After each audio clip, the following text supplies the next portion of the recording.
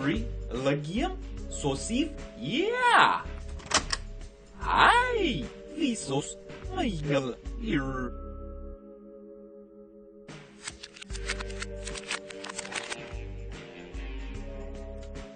You can practice speaking backwards, so when your words are reversed, they're intelligible. But here's something else that is weird. The digits in the speed of light are exactly the same as the latitude of the Great Pyramid of Giza. And, as the anagram genius has revealed, all the world's a stage, but if you rearrange the letters in the meaning of life, it becomes the engine of a film, or more pessimistically, the fine game of nil. What does all of this mean? Are these just coincidences, or are greater powers at work? Why is it so easy for us to find hidden messages? Why can a mere coincidence give us chills? And why is it so fun? When you reverse Neil Armstrong saying "small step for man," you can hear what sounds like "man will spacewalk." That's one small step for man, small step for man, small step for man, Lee Harvey Oswald assassinated President John F. Kennedy, and in this interview, he defends the Fair Play for Cuba Committee, of which he was a member. The fact that I did live for a time in the Soviet Union gives me excellent qualifications to repudiate charges that Cuba and the Fair Play for Cuba Committee is communist controlled. Now listen to what it sounds like when we reverse him saying, "and the Fair Play for Cuba." And the Fair Play for Cuba, Luis Garcia President. Luis Garcia President. Luis Garcia President. Is that a coincidence, or a subconscious confession hidden within his own words? It's a coincidence. For crying out loud, if anybody says, "and the Fair Play for Cuba," and then reverses it, it sounds the same. We sure feel great for tonight. This app, by the way, is called Virtual Recorder. It's a really easy way to quickly reverse your own speech. Matthew Hudson, in The 7 Laws of Magical Thinking, points out that if you record yourself saying, "Ooh, you sniff turkey fat," and then reverse it, it sounds a bit like "Happy Birthday to You." Kind of. If a word can be spelled the same forward and backward, it's a palindrome. But if a word or phrase sounds the same, whether spoken forward or rewound, it is a phonetic palindrome. For example, say yes. Reversed? Say yes.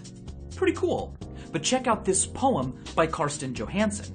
"When I wonder why what's never been's never been so, we would lie when we say, yes, you know we all love you. What's never been's never been so, hell, we're nowhere now." I wonder what was never been that we lie when we say yes, you know all that we was never been that we all were nowhere now. By the way, some people can speak in reverse on the fly. It is really cool to see them in action. Watch Guys Lean Back after this video. It's linked down in the description, and it's full of pretty cool coincidence videos. Apophenia is the perception of connections or patterns in information. One type of apophenia is pareidolia, the seeing or hearing of things that weren't meant to be there. For instance, hearing your name being called or your phone ringing in the sound of running water, or hearing English words in a non-English song, or seeing faces that weren't purposefully placed there. Our brains are good at this kind of work, probably because being hyper-attentive to patterns and faces can save your life. If there's ambiguity as to whether that thing hiding in the shadows is a threat or just a shadow, it's advantageous to err on the side of threat. Organisms with a healthy sense of apophenia live longer, long enough to have kids and raise them and naturally become the norm. We connect with faces so well. Hudson relates a story of a friend who draws faces on things she doesn't want to lose, like her bags. She says the faces make her less likely to forget about them. If you like it, you should have put a ring on it. If you like not losing it, you should have drawn a face on it. We are so good at teasing out patterns and faces from random noise. Actual random sequences don't always feel random to us. Originally, Apple's iTunes Shuffle feature generated complaints from users. They said that similar songs or songs from the same artist appeared in a string, which of course is to be expected from randomness, but it didn't feel random enough. So Apple introduced a smart shuffle that avoided totally random sequences that nonetheless didn't seem random to our pattern-loving brains. As Steve Jobs explained, we're making it less random to make it feel more random. Our impressive ability to imagine patterns also expresses itself when it comes to connecting songs and moving images. This dancing Spider-Man animation will famously sync up with any music you play. Try it. What kind of black magic is going on here? Well, as it turns out, most of it is in our heads. Radiolab reported that Michigan State University explains that the major movements of dancing animations like this one, or this one, move at typical song tempos, but also contain, like most dance, various other different related rhythms of movement, allowing them to seemingly fit many different tempos. Selection bias helps a lot too. We fall prey to this when we reject all the times the animation doesn't really sync up, focusing instead on the more surprising times when it does. The bizarre pyramid coincidence mentioned earlier is a lot less bizarre when you consider the fact that we got to control where we placed the decimal point, and that a number of degrees this precise isn't necessary to locate the pyramid. By the fourth decimal, we're only talking about a matter of a few meters, so it's easy to make the rest fit the speed of light exactly and have still picked a point on the pyramid. Confirmation bias also comes into play here. If you really want two things to sync up, they will. We often look for evidence that supports what we already believe while marginalizing things against it. As Marshall McLuhan said, I wouldn't have seen it if I hadn't have believed it. These biases also help explain the seemingly mind-blowing coincidence that famous movies and famous albums can line up. One of the most popular states that if you start playing Pink Floyd's Dark Side of the Moon at the same time as The Wizard of Oz, they will eerily line up. Entire communities have sprouted around the syncing of movies and albums. Some of my favorites are the Yellow Submarine soundtrack and The Little Mermaid, Lord's Pure Heroine and Twilight Saga Breaking Dawn 2, and the end of 2001 A Space Odyssey with Pink Floyd's Echoes. There are conspiracies that these were somehow secretly planned, though in reality they're just accidental music videos, the product of selection bias, confirmation bias, and the law of near enough, a behavior of our pattern-sensitive minds. Two things don't have to line up exactly or literally for us to see a connection. This is why vague predictions are a great way to look psychic. These are also actually unsurprising when you consider the fact that the number of narrative paces and rhythms we enjoy and typically use are much smaller than the number possible. In the improbability principle, David J. Hand calls this the probability lever. What may be rare on average, or when considering all possible scenarios, can be less rare for specific scenarios, even if they are only marginally different. Getting struck by lightning is a proverbially unlikely event, but Walter Summerford wasn't just struck by lightning once during his life, he was struck 3 times. It never killed him, but 4 years after his death, his gravestone was also struck by lightning.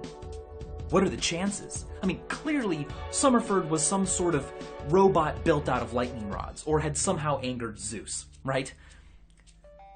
Probably not.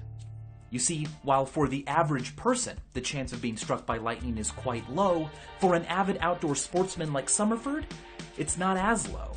The law of truly large numbers also comes into play here. With lightning striking Earth 40 to 50 times a second, billions of people for it to strike, and thousands of years of recorded history, it's actually not surprising at all that at least once a story like Summerford's would have happened.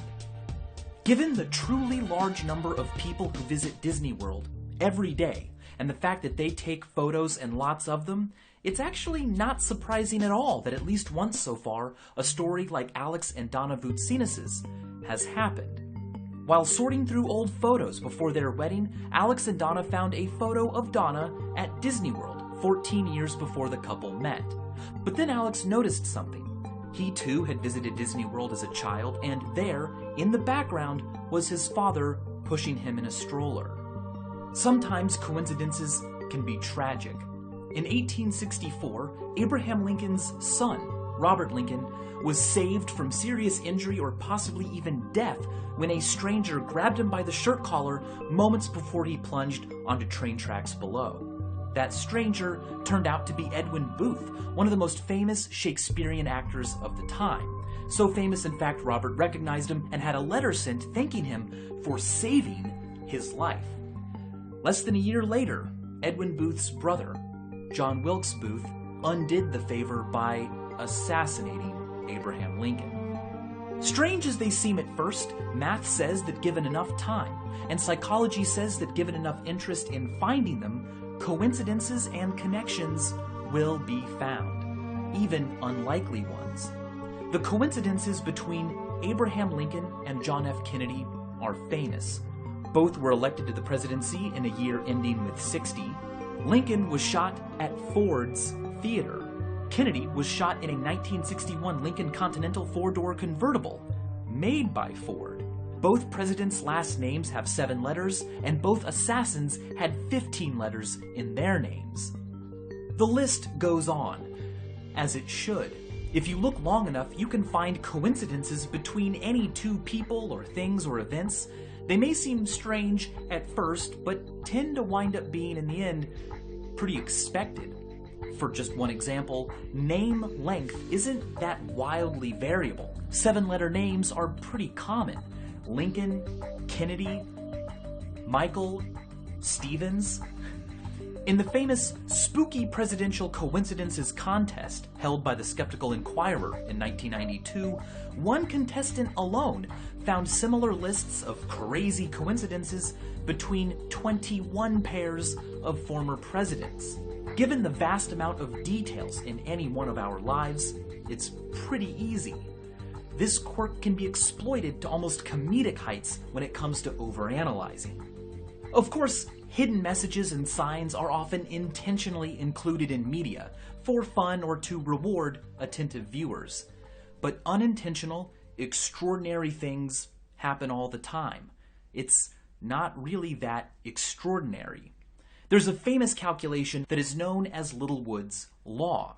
Given the number of hours we are awake every day, and assuming an event only takes about a second to occur, if you calculate the odds of something happening to you are only 1 in a million, well, you should expect that thing to happen to you about once every 35 days.